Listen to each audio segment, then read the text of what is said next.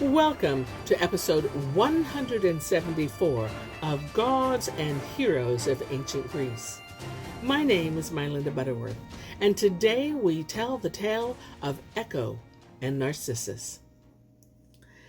Echo was a beautiful mountain nymph who was a favorite friend of Artemis, the goddess of the hunt, and a special protector of maidens. Echo, friendly and fun-loving, adored talking to her many sisters and friends. Nevertheless, no one ever complained that she talked too much because Echo was so much fun to be with and everyone loved her. Zeus, king of the gods, was legendary for his cheating ways. His wife, Hera, was understandably jealous and often followed Zeus, trying to stop him from cheating on her. Zeus was especially fond of spending time with the mountain nymphs, beautiful maidens who were neither human nor god, but something extraordinary. One of the nymphs was having a love affair with Zeus, and the couple would often meet in a secret glade in the forest, far from the jealous eyes of Hera. Now, Echo was unaware of the affair, and she never even thought to ask them why the glade needed guarding. All that Echo knew was that her sisters and friends warned her that her most important job was to keep Hera away from the glade. Before long, Hera heard rumors that her husband was having an affair, and she became determined to find out which nymph was tempting her husband away. As she entered the forest and neared the glade, Hera saw Echo lounging near a shady group of trees. It was clear that Hera wanted to enter the glade, and remembering her sister's warnings, Echo struck up a friendly conversation with the goddess, trying to distract her. Echo cheerfully greeted Hera, the great goddess of women, marriage, and family. Echo did as she was instructed. She began to chat with Hera, speaking incessantly and with almost no pause of breath. At first, Hera was patient, as she loved all women, but she soon began to suspect Echo's real purpose and became angry.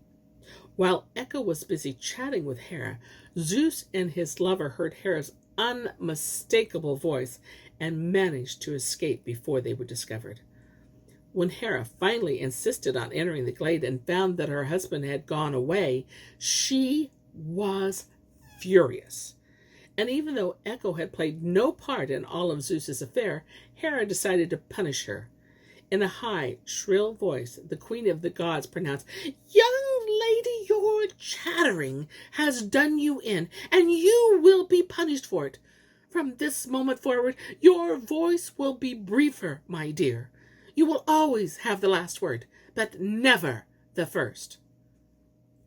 From that day on, poor Echo could only mock the sounds of others' voices. Echo was very upset. She had not meant to make Hera angry. She had only been trying to help her sisters and friends. Now she was burdened with an unbearable punishment, especially for someone who loved to talk. It seemed like nothing could be worse than silence or being doomed to repeat someone else's words. Echo would never again be able to produce her own words. From then on, Echo could only mimic the last words spoken to her by somebody else. Echo was so embarrassed that she fled, waving silently to her sisters and friends, and fled to a nearby cave not far from a beautiful pond. One day, Echo saw Narcissus wandering in the pathless woods near her cave, and he was so beautiful that she fell instantly in love with him. Narcissus was a hunter and the son of the river god Sisyphus and a nymph named Liope.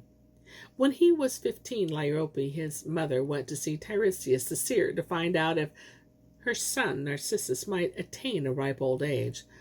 The blind seer answered her with these words, "If he but fail to recognize himself, a long life he may have beneath the sun." Liope was confused by his words and thought the old seer had been out in the sun too long.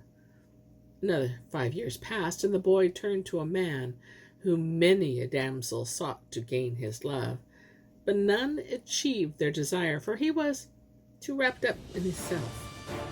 And here is where I end my tale for today. But I'll be back with more tales. Many more tales. Until then, my friends, enjoy the journey.